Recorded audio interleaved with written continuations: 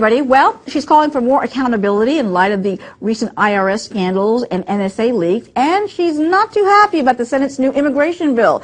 Joining us now, Governor Sarah Palin, who's all fired up today about this week's happenings here in the nation's capital, and she's joining us live. Welcome, Governor. Great to see you.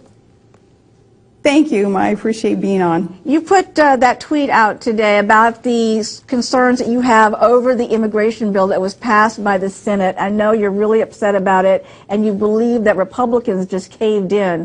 Why do you think that happened this week?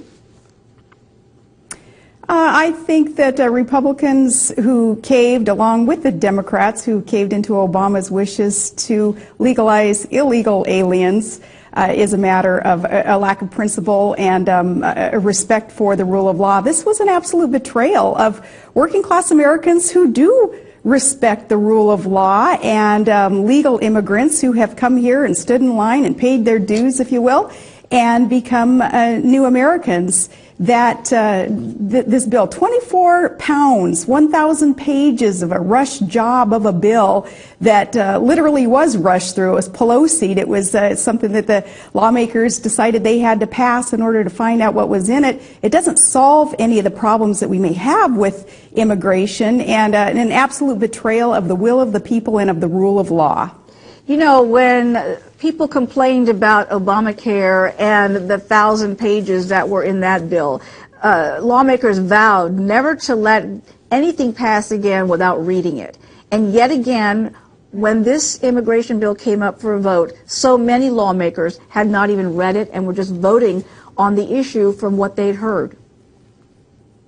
Yeah, that's some of the hypocrisy of our permanent political class in Washington, D.C., which is an indication of such a problem, of that abandonment of what we the people expect from our representatives and those whom we elect to fulfill the will of the people. Yes, with Obamacare, there were all those complaints about, we don't know what's in it. You can't just rush this thing through, and, later on we'll find out what's in it, and we're going to find a lot of problems, which they have in Obamacare. Same thing will happen with the immigration, the amnesty bill. It's quite unfortunate. Really quickly, before we get some viewer questions, I want to ask you, what are your thoughts this week about the way President Obama responded to the concerns over Snowden, the NSA leaker, saying that he is in no rush to pick up what he described as simply a hacker?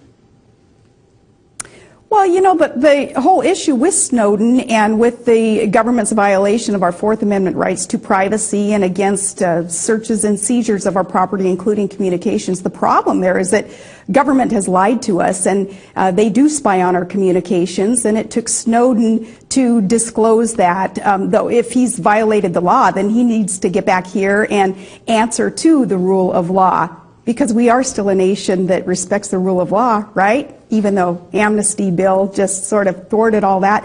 But with Obama deciding to just, I guess, lead from behind on this issue too, that's the community organizer in our president.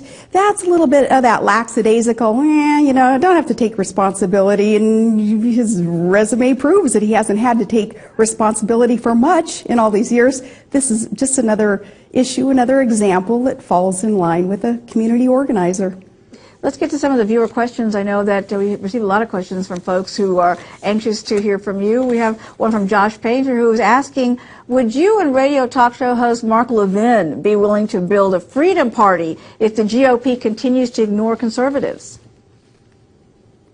Well, I love the name of that party, the Freedom Party. And if the GOP continues to back away from the planks in our platform, from the principles that built this party of Lincoln and of Reagan, then yeah, more and more of us are going to start saying, what's wrong with being an independent, kind of with that libertarian streak that much of us have. And in other words, we want government to back off and not infringe upon our rights. I think there will be a lot of us who start saying, GOP, if you abandon us, well, we have nowhere else to go except to become more independent and not enlisted in one or the other of the private majority parties that rule in our nation, either a Democrat or a Republican. Remember, these are private parties, and no one forces us to be enlisted in either party. Sarah Palin, it's always great to have you on board. Thank you so much for joining us today. We really appreciate it. Thank you.